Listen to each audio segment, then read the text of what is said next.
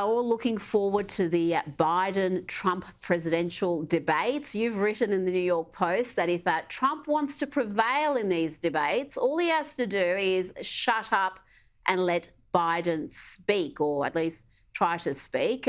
You wrote that even the best zinger of a line from Trump cannot do more harm to Biden than Biden can do to Biden.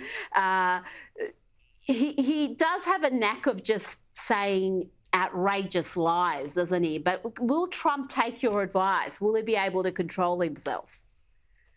Well, it's a really key test for Trump. I mean, the last election, you remember, of the two debates, the polls all showed really the voters did not like Donald Trump in the first debate, and they liked him slightly more in the second.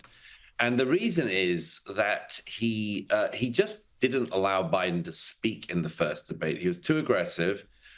He just kept interrupting.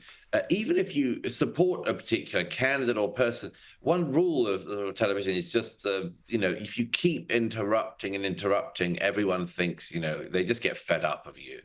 And Donald Trump was, of course, a TV star before he was president. And he should know that you can sort of irritate the viewer. And I think he did that in the first debate last time. And the key thing, as I mentioned in that piece, is that, Biden trips himself up all the time.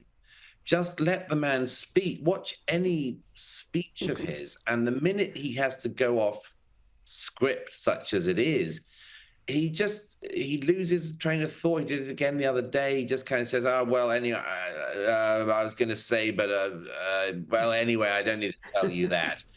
And he hasn't said anything yet. And I think that if Trump just lets Biden speak, it will show a lot of viewers and a lot of voters that the commander-in-chief, for whatever his virtues in the past, is rather a sad reflection of that at the moment, and that America needs for the next 4 years a president who is as sprightly and capable as possible. I think that there's only one way to show that. As I say, that's for Donald Trump to shut up.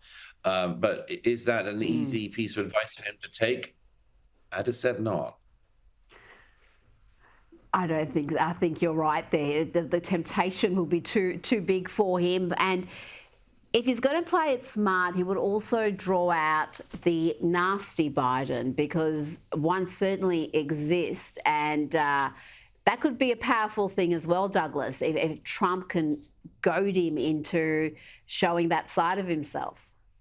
Yes, Biden showed that side of himself just the other day at the commencement address he gave, in the US, and it was a bitter, unpleasant, ugly message, and also means of communication that Biden did. And he basically told all these black students that the country was against them. It was very sad, actually.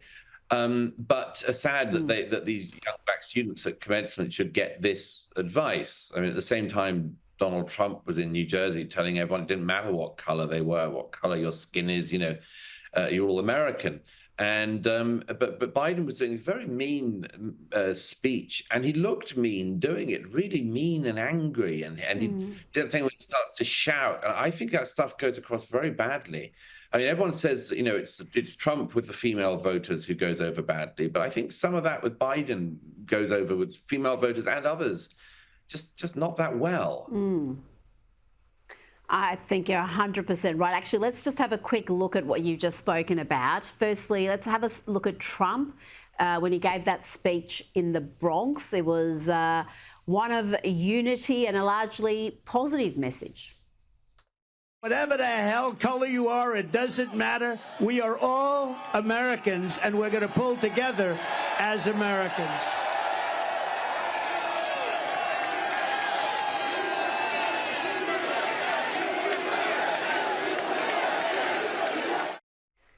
And you contrast that with the speech you mentioned, the one President Biden gave at a historically black college the previous week. Very different. You missed your high school graduation. You started college just as George Floyd was murdered. and there was a reckoning on race, it's natural to wonder if democracy you hear about actually works for you. What is democracy? If black men are being killed in the street, what is democracy? The trail of broken promises still leave black communities behind. What is democracy?